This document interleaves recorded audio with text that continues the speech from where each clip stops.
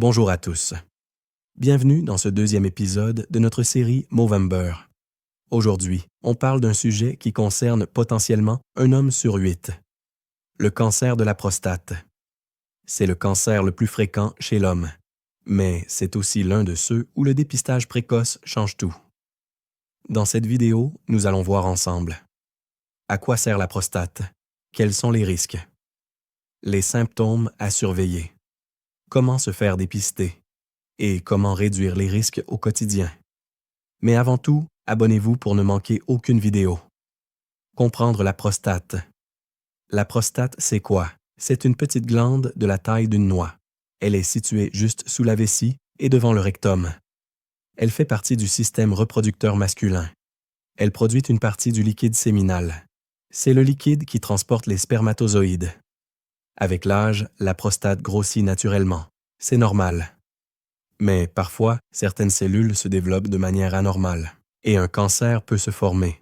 Le cancer de la prostate évolue souvent lentement, parfois sur plusieurs années, sans provoquer de symptômes. C'est pour ça que le dépistage précoce est si important. Détecté tôt, ce cancer se soigne très bien. Les facteurs de risque.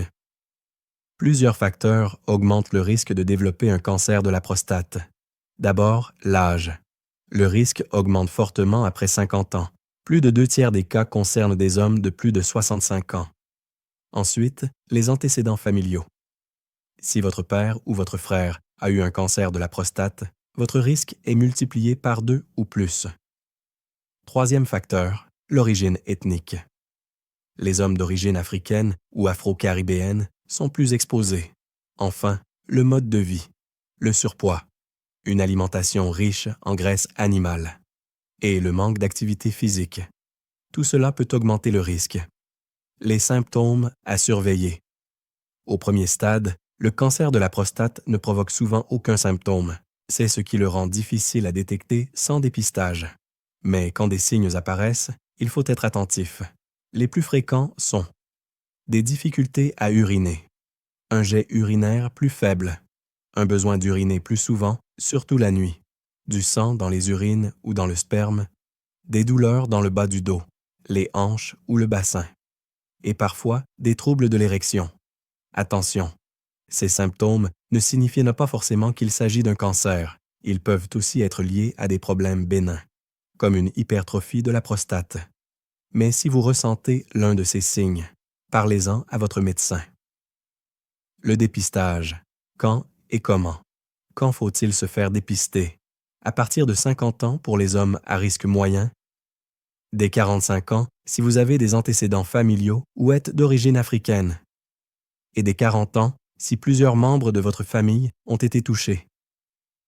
Il existe 2 examens principaux. Le premier, le toucher rectal. Ce n'est pas l'examen le plus agréable, mais il est rapide et souvent très utile. Il permet au médecin de vérifier la taille et la texture de la prostate. Le second, le dosage du PSA. Antigène prostatique spécifique. C'est une simple prise de sang.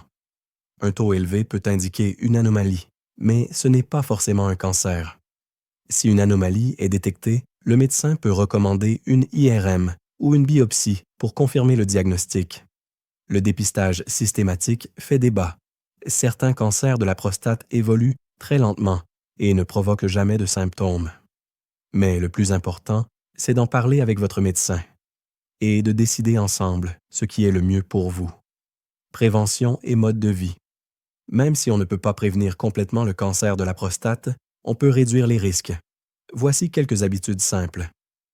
Maintenir un poids santé. Faire de l'exercice régulièrement. Manger beaucoup de fruits, de légumes et de tomates. Les tomates sont riches en lycopène. Limitez la viande rouge et les graisses animales. Ce qui est bon pour votre cœur est aussi bon pour votre prostate. Conclusion. Le message à retenir est simple. Détecté tôt, le cancer de la prostate se soigne très bien. Le taux de survie à 5 ans dépasse 95 à 100% quand il est pris à temps. Alors, n'attendez pas.